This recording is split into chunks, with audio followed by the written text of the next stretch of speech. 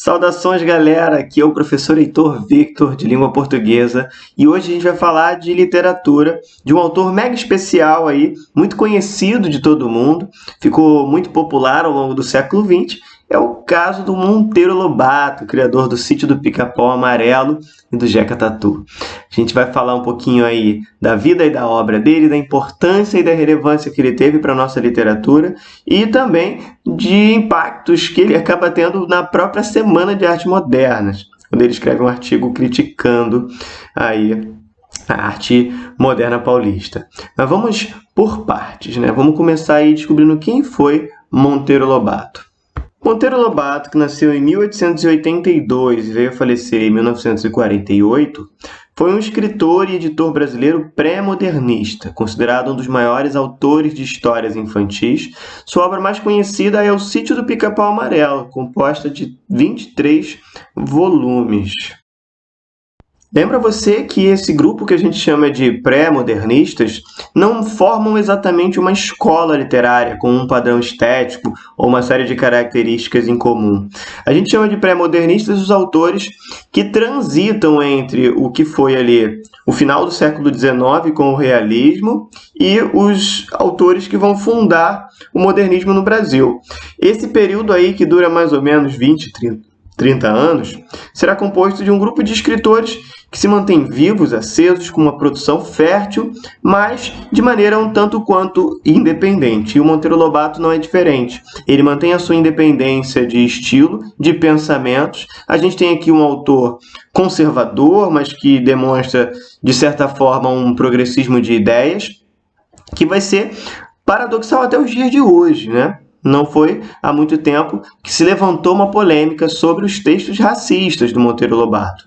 É uma leitura um tanto quanto anacrônica, eu diria, da obra do autor, lembrando que ele nasce num período em que a escravidão ainda era muito forte, a escravidão ainda era muito presente na realidade do brasileiro. Portanto, é um autor que se mantém aí dentro da discussão no círculo literário no Brasil. De maneira mais organizada, a gente pode entender a vida de Monteiro Lobato da seguinte forma. Ele nasceu em Taubaté, São Paulo, como a gente viu no ano de 1882. Desde menino já mostrava seu temperamento irrequieto. Com 13 anos, foi estudar em São Paulo. Em 1904, formou-se em Direito pela Faculdade de São Paulo. Só para lembrar, em 1902, o Euclides da Cunha publicava Os Sertões. Então, só para a gente ver que há uma relação entre esses autores apenas temporal e que nem se sustenta de maneira tão sólida assim, visto que os dois são considerados pré-modernistas, mas em tempos aí um pouco diferentes também na sua produção.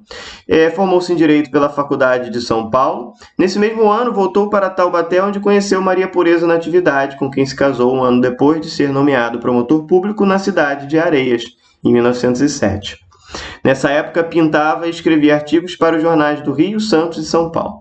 Mais tarde, escreveu Cidades Mortas, livro que retrata a agonia da cidade quase abandonada. Muda-se para São Paulo novamente, colabora com a Revista do Brasil, transformando-a em um núcleo da defesa da cultura nacional. Aqui a gente já vê marcas desse conservadorismo patriótico do Monteiro Lobato. Funda a Gráfica Monteiro Lobato, que foi encerrada em 24. A Companhia Editorial Nacional vende sua parte em 27 e funda a Editora Brasiliense, em sociedade com amigos. Nesse mesmo ano foi nomeado adido comercial do Brasil em Nova York, no governo de Washington Luiz. Em 46 vai morar na Argentina, onde se estabelece e também uma editora, a editora Acteon. Em 47 volta novamente para São Paulo, vindo a falecer no dia 5 de julho de 1948. Monteiro Lobato foi muito respeitado em vida, tendo aí um cargo público de relevância, além de uma vida empresarial e dentro do mercado editorial de livros muito intensa, tanto no mercado de livros e revistas também. A sua obra ela vai deixar marcas na nossa literatura precisamente pelo valor moral que ele tenta trazer de resgate da intelectualidade, dos valores e da tradição que ele considerava nacionais. A obra do autor é extensa, então separei aqui para vocês alguns títulos. Urupês, 1918, que traz aí a história do Jeca Tatu, que vai ser uma personagem icônica do autor. Saci, 1921, assim como Narizinho Arrebitado, Fábulas em 22, O Marquês de Rabicó em 22, As Aventuras de Hans Staden, 1927, Peter Pan em 1930. Depois ele retoma com Reinações de Narizinho, né, na história aí do Sítio do Pica-Pau Amarelo, em 1931, Caçadas de Pedrinho em 33, Emília no País da Gramática em 34, um livro que até hoje consta aí em maioria dos currículos escolares, Geografia de Dona Benta, Dom Quixote das Crianças em 36, Histórias de Tia Anastácia em 37, O Poço do Visconde, também em 37, e O Pica-Pau Amarelo em 1939. Há dois episódios curiosos na vida do Monteiro Lobato. Um deles é que ele permaneceu preso. E o outro foi o artigo que ele escreveu acerca da exposição da artista Anita Malfatti, que vai ser um dos grandes motivadores do que virá a ser a Semana de Artes Modernas. O episódio da prisão foi em 1941, já durante a ditadura de Getúlio Vargas. Ele foi condenado a 6 meses de detenção, acusado de ataques ao governo. Percebendo, né, os rumos que o governo acabara tomando, o Monteiro Lobato realmente passa a fazer ataques, né, por escritos e intelectuais ao governo de Getúlio Vargas, ao Estado Novo, a ditadura que se implementara no país. Já o segundo episódio, mais famoso talvez e mais relevante para o que virá a ser o mundo da cultura e da literatura do Brasil no século XX, é o episódio do artigo intitulado Paranoia ou Mistificação, que ele publicou no jornal Estado de São Paulo, em 1917.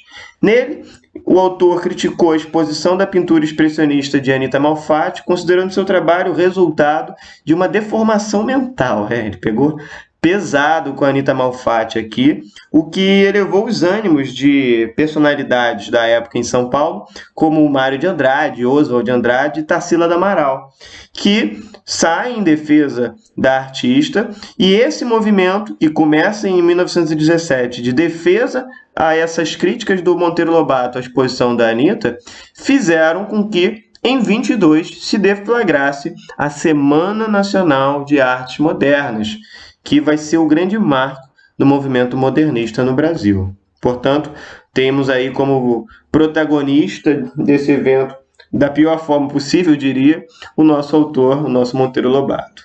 A situação acabou legando aí para o Monteiro Lobato a pecha de reacionário, que de alguma forma não compreendia a arte do seu tempo, mas isso não passa de um conflito de gerações, imaginando aí que o Monteiro Lobato ele era um defensor das artes tradicionais. Logo, aquela exposição expressionista o causou muita estranheza, lembrando que a Anita era vanguardista em seu tempo. Em 1917, no máximo, nós tivemos aí uma exposição do Lazar Segal, em São Paulo, de arte expressionista, ou seja, não era ainda um movimento muito difundido no Brasil. Um grupo de intelectuais paulistas que tiveram a oportunidade de viajar para a Europa e conhecer o movimento é que acabaram trazendo, talvez, o movimento mais rápido de surgimento de uma ideia na Europa e representação dela no Brasil tenha sido o movimento modernista.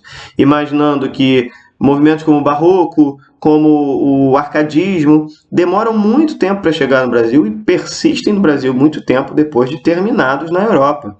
Então, as vanguardas europeias chegam muito rápido ao Brasil e, claro, encontraram aí um conflito de gerações com o Monteiro Lobato, mas que não era esse reacionário todo que dizem. Era até muito visionário no que diz respeito ao mercado editorial e à literatura como um todo.